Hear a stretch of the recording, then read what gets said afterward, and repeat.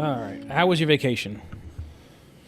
It was good. It wasn't really much. I guess, I don't know, it would be vacation. I filmed 2 short films.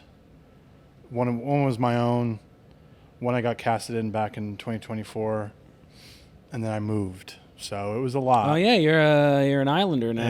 Yeah. So, and not the good one. No. Well, actually, they both stink, but... But no, it was a lot. Somehow it all fell on the same week, which definitely was very stressful. But I mean, I can imagine. Got it done, and I'm really really tired now, just because you're moving around. But you're in the last bastion of like Italianism out there. It's like that's the Malta of Italians. They all are living in Staten Island now, hanging out. Yep. Yeah. Oh yeah.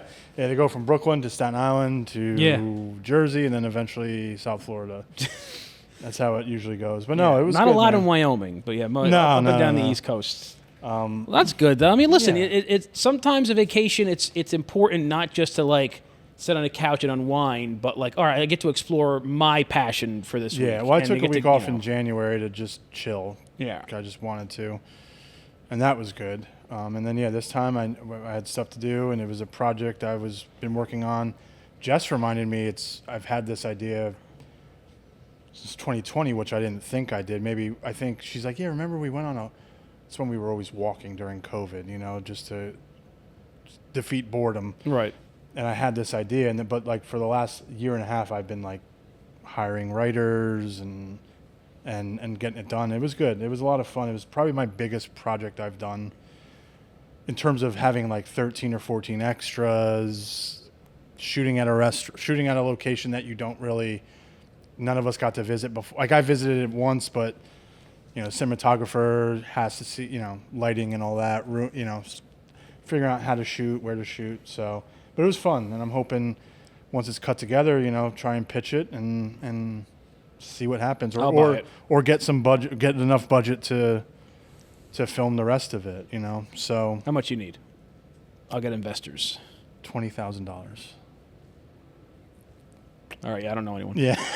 That's awesome. I've always been a big fan of your films. What's this one about? Can you give me like a? Yeah, no, I have to try and get the pitch down, but so it's called 7 Valentines. It follows Julian. Copyright.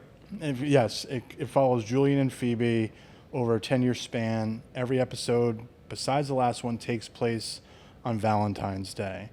The first episode we filmed where my character is going out on a date.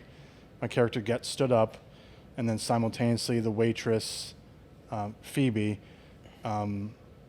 hates her job, ends up getting fired, and then my character at the end asks her, hey, you want to go get a drink? And that's kind of the start of their story. Aw, you got stood up on Valentine's Day? Yeah. My buddy who did this film, Dress Code, which is on Amazon, I met him through this film. I got casted in it. It's like a modern-day mobster movie. Sorry, hold on, we got to pause. Sorry. No, you're good. Sorry about that. I'm sure he had to do some kind of weird cut of what we were talking about, because I can't remember what it was. But I had a very important call. Yes. It was tremendously important. I don't even remember who called me. But, so I know that we recently had Michael Herklotz on the show, and we smoked Elegancia and I smoked the 10th anniversary limited edition Timeless. But Brendan and Michael were nice enough to send me that's a really nice hoodie. Very nice Ferry Otego hoodie. So, as is custom, and I do the same thing with our dear friend John over at Crown Heads. When you send items, it gets showcased. Yes. That's not like a bribe. Like, don't just send me stuff just because you want it on. But people who are nice enough to send things, we like to showcase. If you send me stuff, it could be a bribe. So. Well, John always tells me when I'm like, oh yeah, dude, I got you the hats, whenever we're gonna wear them on the show. He's like, dude, you don't have to do that. Like, I just want you to have cool things. And I'm like, that's awesome. Is that for sale anywhere? Or? Oh yeah, well that's that. I was giving Michael and his team some crap because we were hanging out in the meeting before we filmed a couple weeks ago. I'm like, oh, you guys have this whole online store with all this swag stuff, Like, I was joking around. We got to do the show a couple times. We don't got no swag. And then they take it, like, very seriously. Like, oh, we'll send you. I'm like, no, man, I'm kidding. Like, I don't want your things. Like, I got to... My girlfriend already yells at me I have too many hoodies. But they're like, no, we want to send you. It's great stuff. And then I saw him like, well, that navy blue hoodie's pretty nice. So, Yeah. what we have a lot of stuff coming up, a lot of travel. We're not going to tell you too much, but next week, Chris and I will be in Kentucky doing some filming for an upcoming major brand that we're working on. And then after that, in April, I'll be going to PCA for the first time in many years. And then 6 years, yeah. I believe after that is when's your month gone? I'm leaving in April. When in April? Late April. Like how late? well, last time it was on a Thursday. Then my wife went into labor on a Thursday, so I didn't come into work that day. I literally worked up until it. Yeah. Okay, because I guess you weren't here last week when they decided on it. What's the decision? For Nicaragua. When is it? Last week of April. Yeah, I'm probably not going to go. But you gotta. I know, but Is she due like that week? No. I mean, I'm not saying like to like leave her. Yeah, I would get But a lot also, of like- I would get a lot of shit. My hopes that the baby comes early and maybe late April I could, but so I mean, does that mean Tyler or Steve are going? I have or? no idea. Yeah, I have no idea. Tyler's on the job for like 7 days and he's already going to the country. Good luck. No, I'm kidding. No, that's cool though. Yeah, I think we're going to be doing the Drew tour and then just seeing some other people while we're down there. I mean, they're which I appreciate is they're trying to do these trips now once a year for our team to go and Yeah. like, last year we did Honduras, this year will be Nicaragua. I imagine just because I've been in this new role now 2 weeks and I have 4 trips I have to make in the next 3 months. I also have to go to Tampa for one night. Wow, yeah. Yeah. And then there's another thing, but it's the day before PCA, so I'm not doing that. So I imagine. I already know the answer, but are you excited for PCA? Yes. Yeah, it's new. It's a different Mostly because thing. it's not Vegas. Like, Yeah. I can do a flight to New Orleans, and I can hang out in New Orleans, and, it's not going to be that hot there. But, like, the act of Vegas, first of all, I'm not a great flyer, and it's a really fucking long flight. Yeah. And then while you're there, it's just always super hot. And there's so much like it's just like gambling and like it's. I know New Orleans is not exactly a bastion of Christianity, Yeah. but it's like a much more chill environment Yeah. that I'll be able to like focus on my work, and then I can go to like a vendor dinner, and then just like go back to my hotel room. You don't get caught in, like we gotta go to the after party here. Like there's gonna be that stuff, but like it's not gonna be in my path. I can Yeah. go from dinner back to my room. I don't have to worry about like going across the casino floor and then seeing these 3 guys and then they want to have a drink and they want to Yeah. hang out. I am a very fun guy, except like that. Like I don't do that anymore. Like I don't want to be out all night. Like I did that my first PCA, and I regretted it. Like every morning waking up, especially because I was by myself for that one. I'm Yeah. like, this stinks. So this one, because I'm going to be much more involved in like, actual dealings, not just doing the content. I have to be like sharp, and our calendars are already filled up, like in terms of meetings. Like we don't even have a time for lunch, so which I'm fine with because I'll buzz right through. I'll throw in a couple lips, Yeah. and I'll be good to go. But no, PCA should be exciting. I'll make sure to get some content as much as I can. Yeah, it's in New Orleans. It's it won't be as hot. It's like kind of I feel like it's gonna be refreshing a little bit for the entire. I guess you call it festival or well, it's a convention. a convention. I think Yeah. it will be refreshing for that because it's a new time of year, new spot. I'm working from home the entire next week because it's like I come back on like a Wednesday or a Thursday, and then it's like the next Monday is when we're going to Nicaragua. So it's like, Jeez, yeah. because I think I think, and bleep out these days. I don't want to know. It's like I get back like, and then we leave on like the. Yeah. So I'm like, I'm gonna have enough time to like do laundry and like repack a bag and then go. Now Nicaragua, I will tell you, in terms of just the travel, my favorite of the 3 big cigar countries is the DR, because it's there. Even though they're like, there's some places that are in Santiago, and there's places like the Altadis factories in La Romana. But, like, the island's small, so it's, like, you're kind of like an hour-ish. Yeah. Like, you fly into a place, maybe it's like an hour drop. But for Nicaragua, no matter what factory we want to go to, you got to... First of all, I don't even know if there's a direct to Nicaragua from Newark, so we probably have to transfer in Miami or in Houston. Then it's a 2.5-hour flight to Nicaragua. And then the same like in Honduras, it's maybe a little bit shorter. It's a 3-hour drive on the Pan American Highway from Managua to Esteli, where all the cigar people. So, like, just to get there and then just to get home is just, like, it's a lot of travel. I mean, coming back from Honduras, we did a bunch of activities one morning and then left for the capital, which was, like, a 3-hour drive. That ended up being a 5-hour drive because of traffic. Then up early the next morning for another 2.5, 3-hour drive to then get on a plane at, like, 1 or 2 o'clock, land in Miami at, like, 4:30, and then have, like, a 6:30 flight from Miami back to, like, it was 13 hours, like, you didn't stop moving. It's just exhausting. It's a lot, yeah. So I got to give a lot of credit to guys like, Rafael Nadal and or Eric Espinosa, guys who are, like, U.S. based, and they but go are there. Constantly in Nicaragua or the DR. Now, it might be easier for them because they're in Miami, so they're, like, just one flight, but then it's still, like, 3-hour flight, 3-hour car ride, through the mountains of whatever. It's just tough. I wish there was some easier.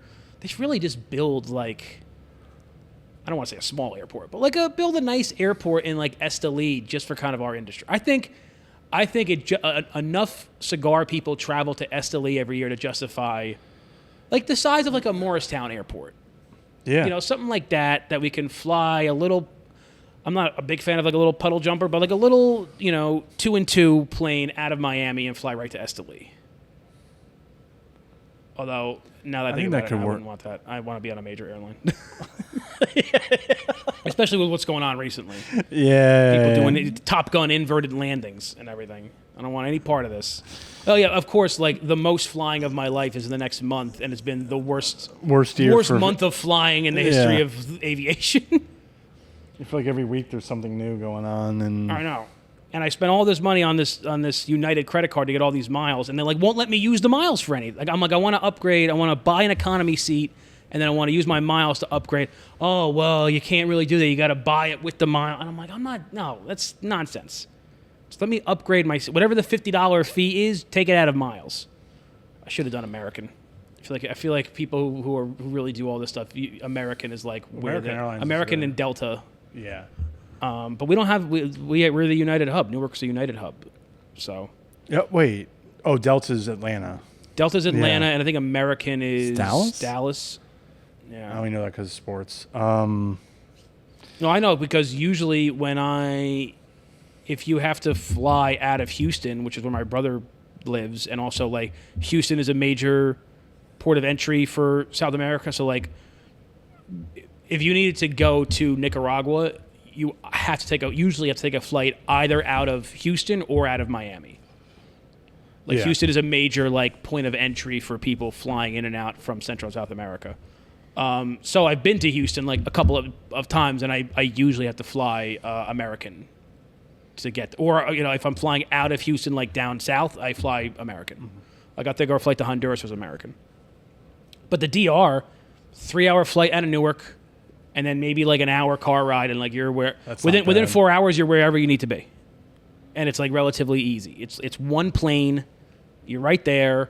It's obviously the DR is built up a little bit more. It's more resort-y, so there's, like, I always feel safe when I'm in the cigar town in Nicaragua or Honduras. I always feel 100% safe when I'm in Esteli or when I'm in like the Copan region or Danlí in Honduras.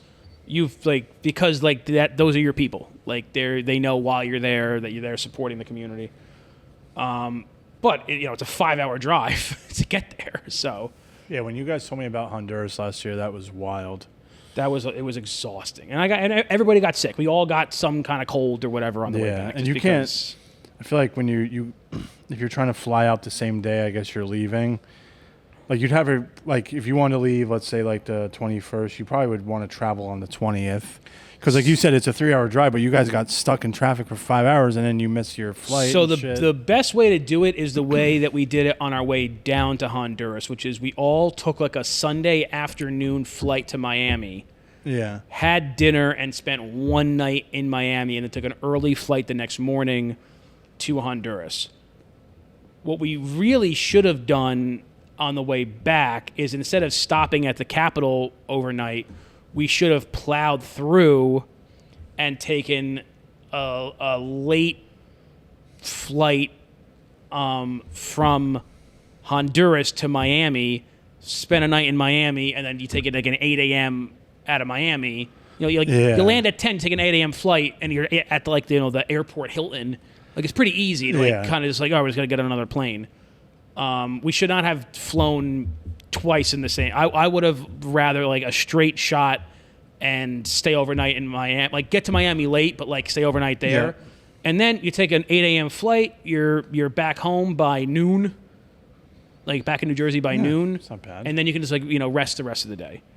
That much travel in one day, which is why I'm not like nervous. Like New Orleans is going to be easy. It's a 3-hour flight, maybe a little bit less actually. Or like when we go to Kentucky, it's like 2.5 hours. Yeah. And we're not that where we're staying right by the airport. Where we have to go to film is like 50 minutes away, but it's not that. Yeah. It's not that bad. But yeah, when you're going to Central and South America, everything is just so far from each other that it's a pain in the ass to get anywhere. New Orleans is fun. I've been a few times. I love it. I only went once, but I didn't get to explore it that much. But it was cool. It was especially I was 25 at the time, so it was cool for like a 25. Yeah, I don't know how much time you'll be able to explore, but someone like you who loves history, that whole city is like filled with that.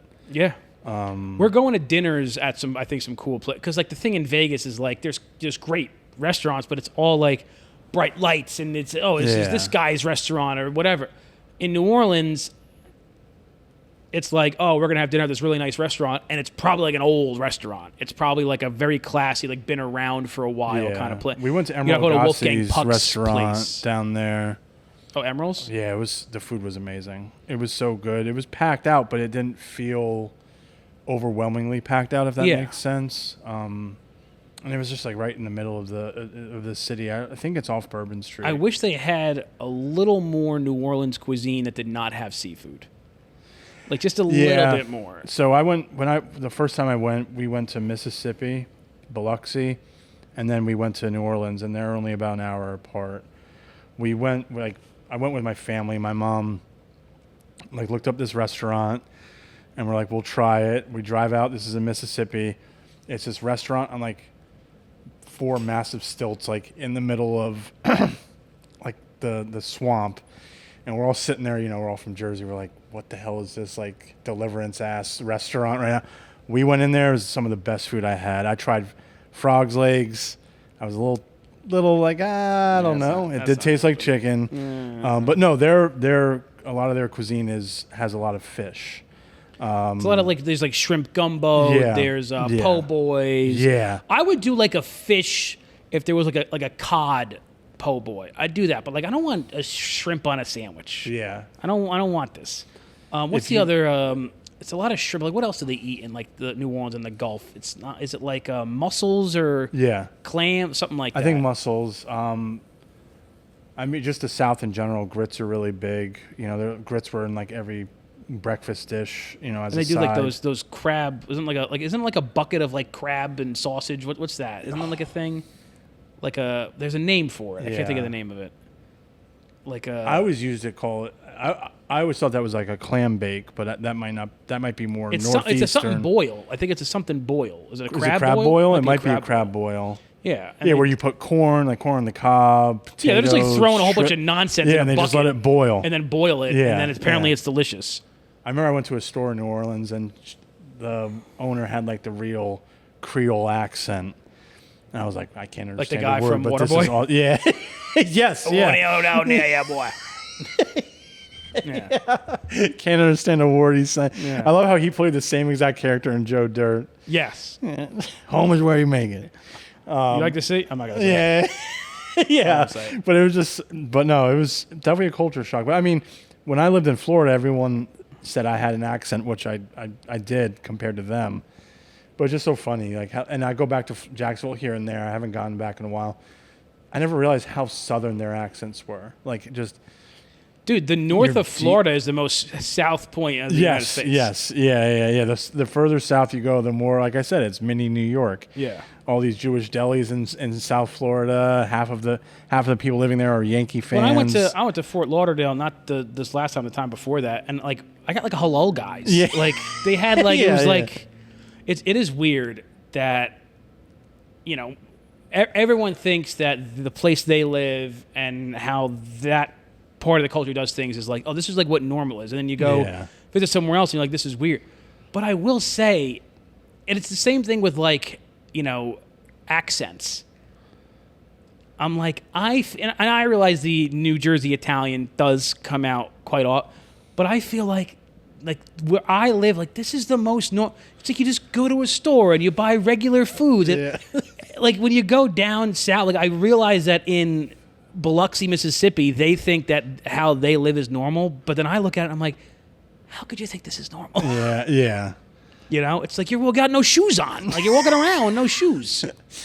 No, because Biloxi, I don't know if it's like a big destination vacation spot. Like we stayed I think there's a lot of casinos there. We stayed at a casino. That was a lot of fun. But yeah, I mean, there's certain cities that are just like straight up. In Wyoming and Montana, you can like just take your horse to like high school. Yeah. And you're like, oh, this is just normal money. But like, it's not. So many people. You know that it's not. You know that riding up to football practice on a horse is not normal. Yeah. I grew up in a town where I really wish I could ride my bicycle to school.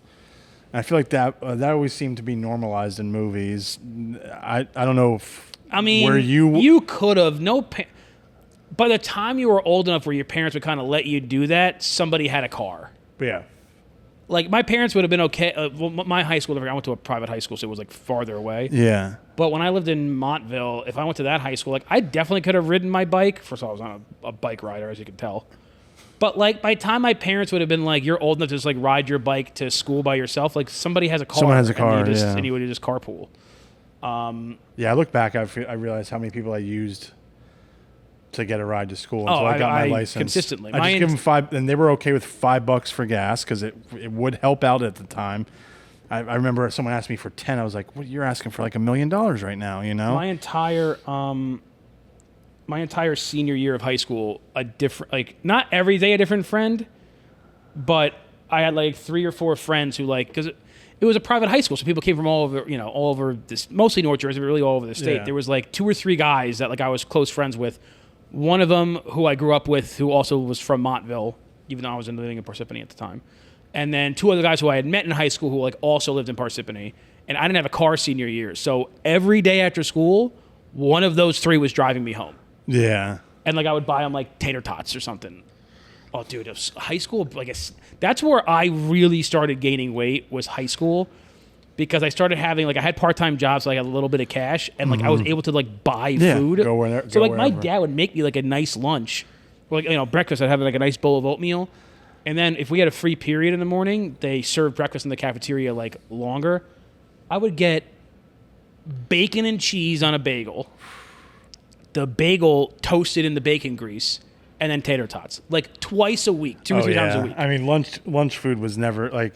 Oh yeah, the mozzarella pizza, sticks, chips, and like chocolate milk. Like like you're bound to like have problems with dairy at that point. Exactly. We had a senior they built a senior cafeteria for us my sophomore year, so I was able to reap the benefits. But only seniors could go there. I remember like if like juniors would come in, people like seniors would like narc on them or whatever.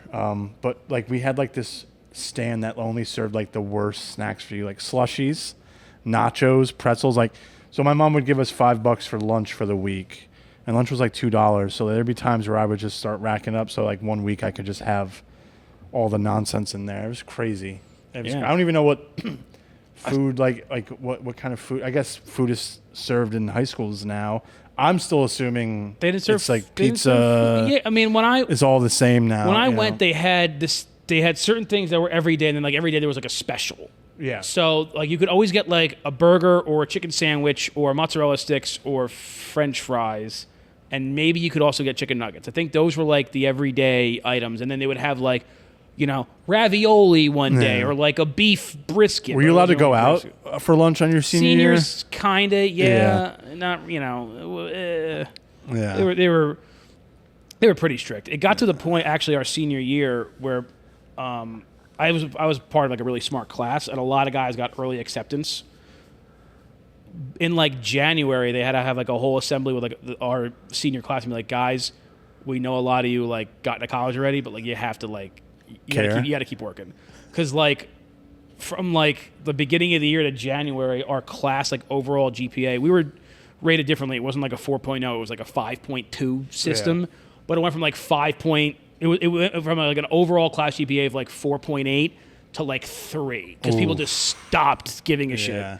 And they're like, no, you guys, you gotta do some work. Like you gotta keep going. Gotta care. Yeah, exactly. That's funny. But we would go when I did the shows, like the plays. So we would go like in between like the end of school and play practice. We would go to like Subway, or we would get if it was like a really late night, we would get Cluck You. Oh man. Yeah, we would get Cluck You delivered. We went to a place that it's a famous bar in South Orange. A lot of the Seton Hall University students go there, called Bunnies. Oh, that my dad. I used to go to Bunnies all the time. Oh yeah, all the time with my dad. Yeah, my uncle worked there when he was back in the day, and I brought his. He passed away, but I brought his son there.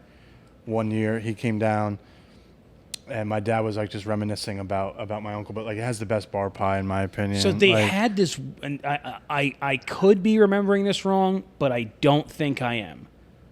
They had this weird thing, because we were like underage, and like we weren't going there for booze. We were just going to like to hang out, and it was like if you bought a soda, you got unlimited. They had like you could order pizza to your table, but like we were broke, so it was like if you bought a soda, there was like another pizza that they would cook and like put on like a side table that like you can have as much of that as you want like for free if you bought the soda.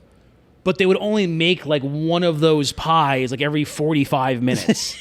So we would all like get a soda and just be waiting for like to each have, and it was like, it's a thin bar pie, so like 2 slices is not even a whole regular slice. And we'd all just sit there waiting, and then they put one out, and we'd all just go like savages, and then like sip on our Coke and wait for the next one to come in. But it's Bunnies, always busy. It is always. It is, and it was the pizza was good. Yeah, the wings, the pizza. I mean, Justin and I used to go all the time when I lived over there. I think it's some of the best pizza like I've had. Yeah.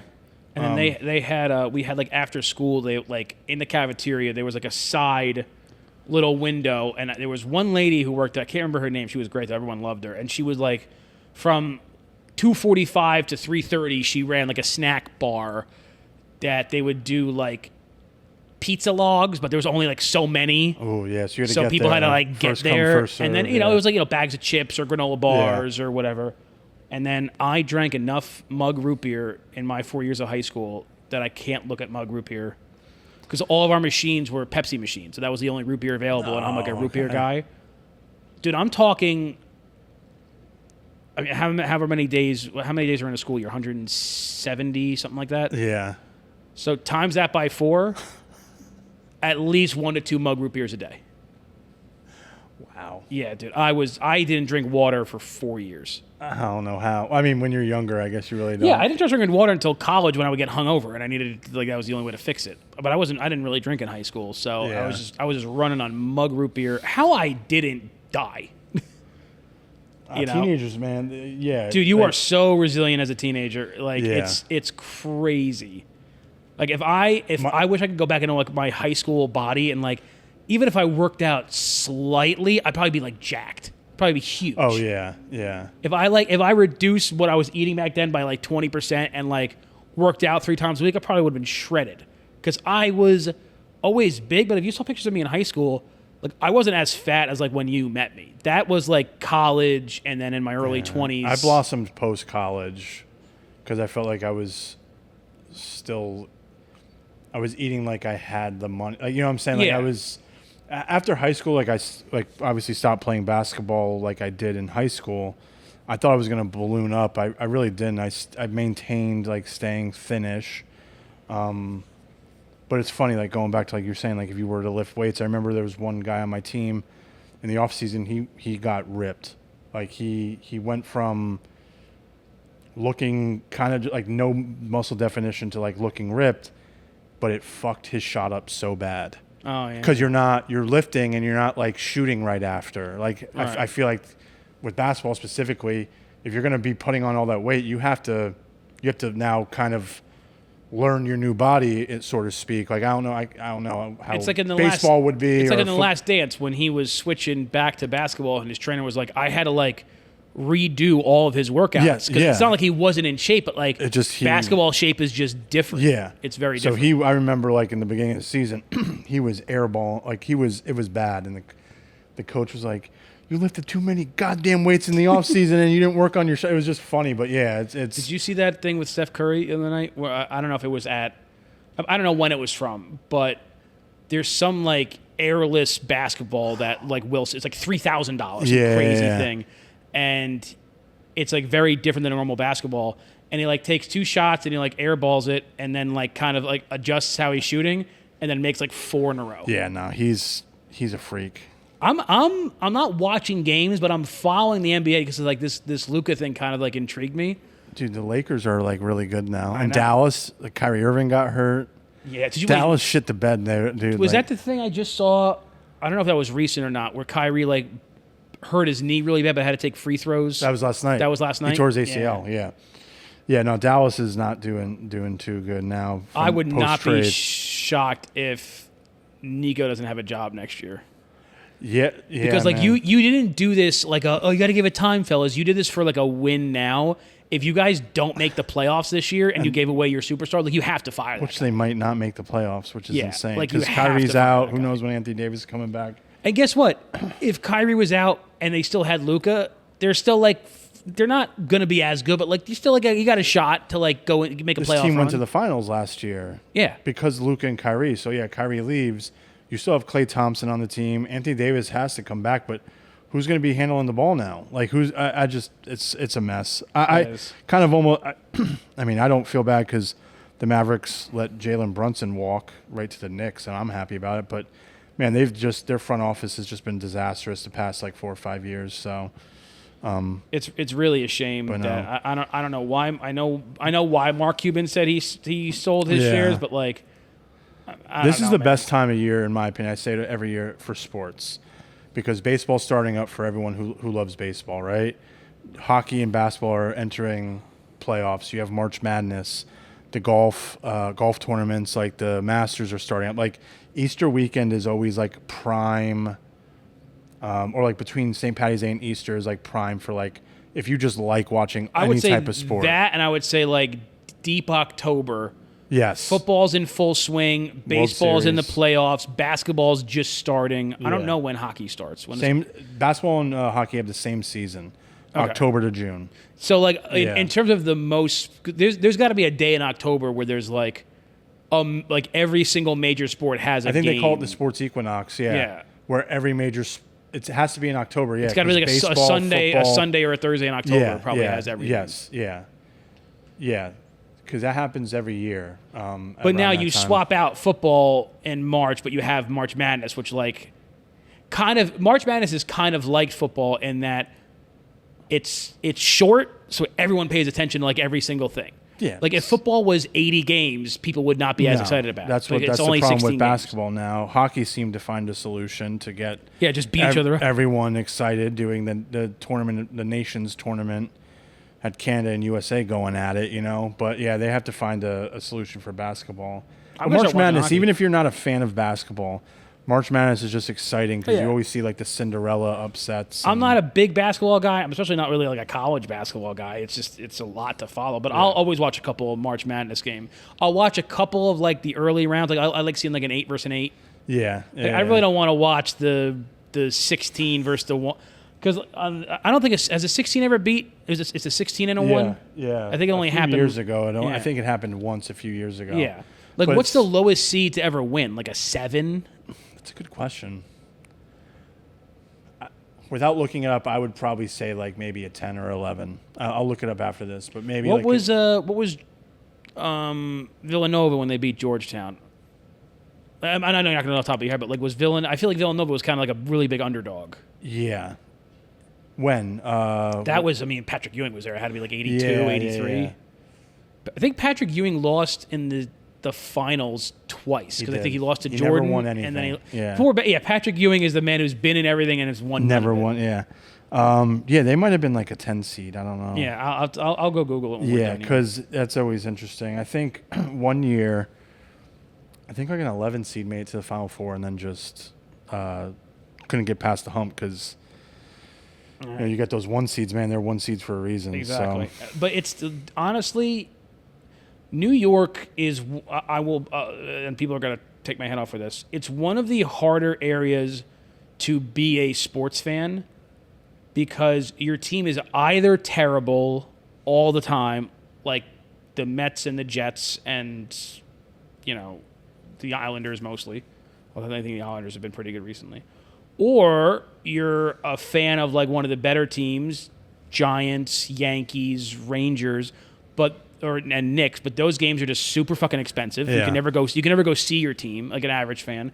And then we really don't have any colleges. Like the closest is like Rutgers and Seton Hall and like St. John's. St. John's is doing good this year, but they're all every But we year. never have we don't have like an Ohio State or like a Notre Dame or like a Kentucky. There's no school in the Northeast really for any college sport that's consistently like these guys have a chance every single year. Ohio, I know people dog Ohio in general. I don't know why, but I mean they have Ohio State, they have the Bengals, they have the Cavs. Like they have really good college and professional teams as of late.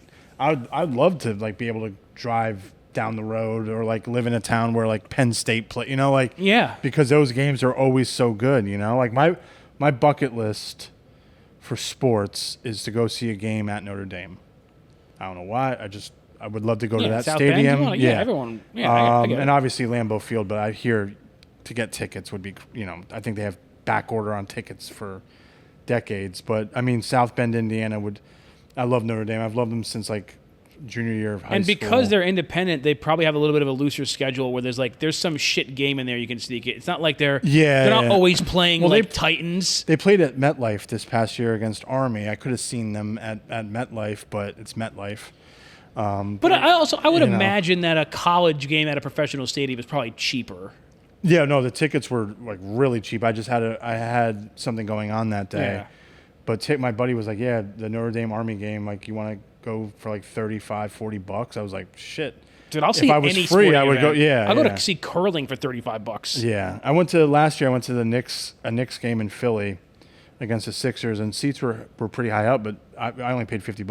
Yeah, that's not and bad. It was not a bad view, and the Knicks won. It was nice, and it was only an hour from where I was living, so. But I just don't. We could talk about Philly sports, but not right now. You were right, by the way. Your memory. I just Googled it. The lowest seed to ever win it was Villanova in 1985 as an 8 seed. So you knew. I pulled that out of thin. Yeah. I pulled that just from like I know Villanova was that. because I knew that was like a big story that Villanova beat Georgetown, and I'm like, I got a feeling like they weren't a number 2. Like if it was that big of an underdog story, they had to be like sub 5 seed. The lowest seed to ever make a Final Four and ever win was in 2011. VCU as an 11th seed. Yeah, and then they lost to UCLA. But yeah, no, that was a great pull by you.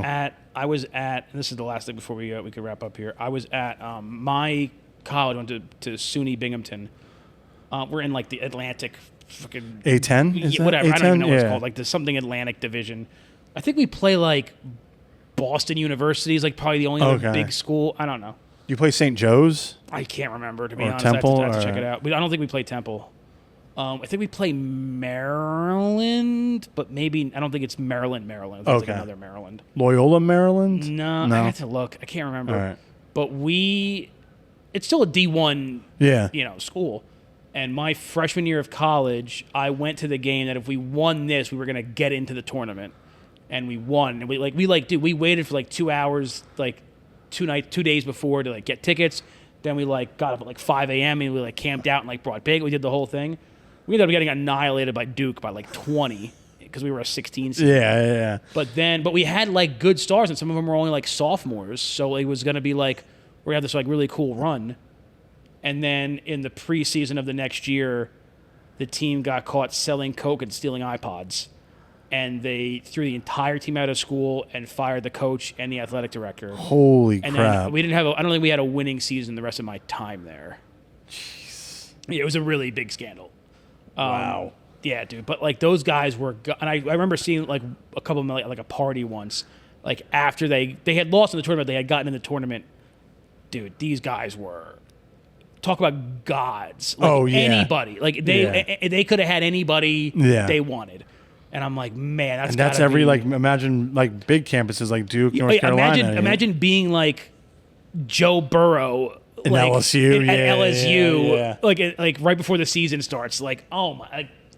And just be able to stay focused and like just do your work and like not get involved with the nonsense. I'm like, man. It always baffles me like when colleges, like Alabama's basketball team is good now. So like you're on campus when like the major sports are doing well. Like in your class could be like, I always watched one of my favorite documentaries, the Fab Five in Michigan.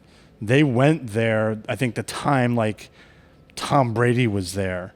Or like they crossed paths. But could you imagine and Rob Pelinka was on the team? Imagine crossing paths like, or you're in class like to the left of you, Chris Webber, right of you, just like Tom Brady, and you don't know that they're going to be like legends one day. It's just crazy. And they're both just nerds. Yeah. All right. Well, welcome back. Thank you. Guys, thank you very much for watching. We have, like I said, we have a lot of stuff coming up in the next few weeks, so make sure to check it out. But until then, make sure to comment, like, and subscribe. And as always, keep it lit.